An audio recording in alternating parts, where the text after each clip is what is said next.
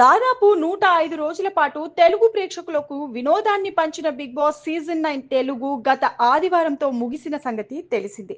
ఆదివారం చివరి వరకు ఉత్కంఠగా సాగిన బిగ్ బాస్ తెలుగు 9 గ్రాండ్ ఫినాలేలో పడాల పవన్ కళ్యాణ్ అలియాస్ సోల్జర్ కళ్యాణ్ విజేతగా నిలిచాడు. అతనికి టఫ్ ఫైట్ ఇచ్చిన కన్నడ నటి తనూజా పుట్టస్వామి రన్నరప్ గా నిలిచారు. సామాన్యుడిగా బిగ్ బాస్ లోకి ఎంట్రీ ఇచ్చిన కళ్యాణ్ సెలబ్రిటీలను దాటుకొని విజేతగా నిలిచాడు. సిఆర్పిఎఫ్ లో విధులు నిర్వర్తిస్తూ ఉద్యోగానికి సెలవు పెట్టి బిగ్ బాస్ లోకి వచ్చిన పవన్ కళ్యాణ్ ఇప్పుడు సెలబ్రిటీగా మారిపోయాడు. మరి అతను సినిమాల్లో నటిస్తాడా లేక తిరిగి దేశ సేవలో నిమగ్నమవుతాడా అన్నది హాట్ టాపిక్ గా మారింది. ఈ నేపథ్యంలో ఈ వివాదానికి కళ్యాణ్ తెరదించే ప్రయత్నం చేశాడు. ఇక ఆ వివరాలు ఇప్పుడు చూద్దాం. బిగ్ బాస్ తెలుగు సీజన్ 9లో సామాన్యుడి కేటగిరీలో ఎంట్రీ ఇచ్చిన కళ్యాణ్ తొలుత కొన్ని తప్పులు చేసినా తర్వాత తన పొరపాట్లు గ్రహించి ఫామ్ లోకి వచ్చాడు. టాస్క్లు, గేమ్స్, డిస్కషన్స్ ఇలా అన్నింటిలోనూ దూకుడైన ఆటతో చెమటలు పట్టించడంతో పాటు లెక్కలన్నీ మార్చేశాడు.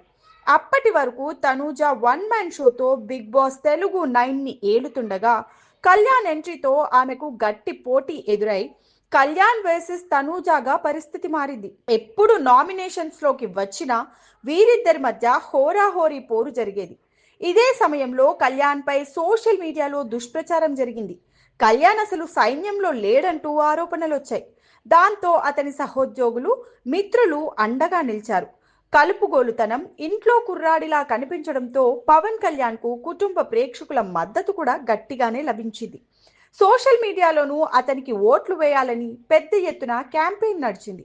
టికెట్ టు ఫినాలే టాస్క్ లో గెలిచి బిగ్ బాస్ తెలుగు సీజన్ 9 ఫైనల్లో అడుగుపెట్టిన తొలి కంటెస్టెంట్ గా నిలిచాడు.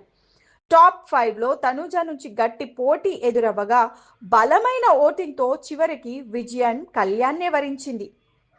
మరోవైపు బిగ్ బాస్ తెలుగు సీజన్ 9 విజేతగా గెలిచి విజయనగరం జిల్లాలోని తన స్వగ్రామం సుందరపేటకు చేరుకున్న పవన్ కళ్యాణ్ కు గ్రామస్తులు, బంధుమిత్రులు ఘన స్వాగతం పలికారు. అనంతరం గ్రామస్తులంతా అతనిని సన్మానించారు. ఈ సందర్భంగా కళ్యాణ్ మాట్లాడుతూ, అగ్ని పరీక్ష షో నుంచే నాకు మంచి రెస్పాన్స్ వచ్చింది. దానికి కారణం మీరే. మీరు లేకపోతే కళ్యాణ్ లేడు. మీరు ఓటు వేయకపోతే కళ్యాణ్ లేడు. మీరు మిస్డ్ కాల్ ఇవ్వకపోతే కళ్యాణ్ లేడు. మీరు నన్ను కోరుకోకపోతే కళ్యాణ్ లేడు. కళ్యాణ్తో పాటు ఈ కప్ కూడా లేదు అని అన్నాడు.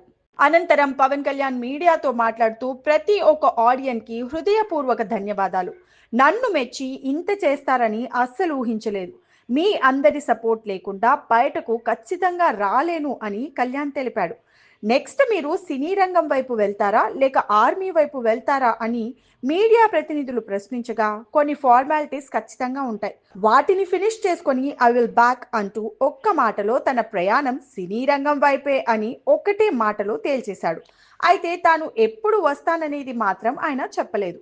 అంతకుముందు హీరో శివాజీకి ఇచ్చిన బిగ్ బాస్ బజ్ ఇంటర్వ్యూలోనూ తన తర్వాత ప్రయాణం సినీ రంగం వైపేనని పడాల పవన్ కళ్యాణ్ క్లారిటీ ఇచ్చాడు.